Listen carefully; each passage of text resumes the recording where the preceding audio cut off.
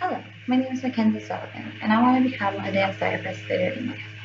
I will be talking about chapters 3, 4, 5, 7, and 11 from the book Twyla Tharp, The Creative Habit, Learn It and Use It for Life.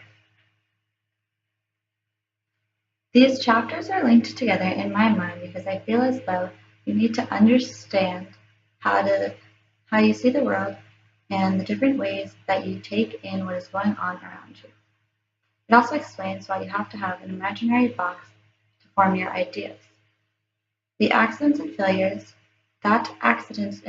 are going to happen and will help you move outside of that box. Chapter 3, Your Creative DNA. We all have artistic talents. Twyla Tharp called that our creative DNA. Your creative DNA is formed by the way you see the world. Do you see it from the small details or are you seeing it from the whole picture? If you understand what your creative DNA is, then you can understand the story that you're trying to tell the world. I have learned some of my creative DNA within my college experiences because I have begun to look at how the minor details in my movement are helping me move along with my choreography and the phrases that I do. Chapter 4, Harness Your Memory. Memory is one of the foundations of creativity. It perceives facts, fictions, and feelings that we can then link to each other by finding the best way to connect them. We remember more often than we think we do, including in ways that we don't actually know that we're learning. We also have muscle memory, virtual memory, sensual memory, institutional memory, and ancient memory. Becoming a dance therapist, it will be important to know the different ways that people learn. When you're teaching, it is important to know different ways that people learn and the different ways that people also remember. And learning about the different ways that people are remembering information, I will be able to incorporate the different ways into their techniques. Chapter 5. Before you can think outside of the box, you have to start with the box. Have an organizational system that lets you easily find all the documentation that you'll need for that project.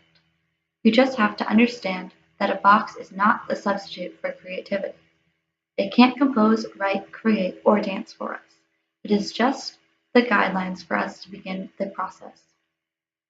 I personally have trouble thinking outside of the box. I feel like everything should have a specific place and that is it, that there's just the one place for it and that's it. I would like to start to learn how to think outside of that box instead of always limiting myself to what is there. Chapter 7.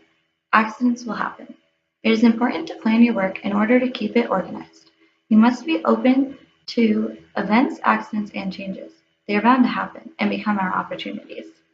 If you become alert to the smallest signs and look for the solutions, you will find the answers. You can turn your accidents into skills, and therefore your opportunities become your skills. I have to plan out my homework assignments so that I don't have to do all of my final assignments in one day. This is also known as procrastination. Procrastination could be a bad thing, but it could also be a great thing. Some of my best work was done when I was placed under pressure by not spacing out my assignments and not having a long enough period of time for me to do them. Chapter 11, an A in failure. It is very important to fail, although it is even better to fail in private. What is so wonderful about failing is that the more that you fail in private, the less that you're going to fail in public. And once you have failed in private, you're able to edit your ideas until they become something you feel confident in and feel as though the public will then like.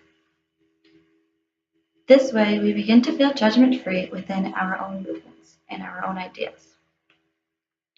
I make mistakes all of the time when I make movements, but it sometimes does work out for me in the best.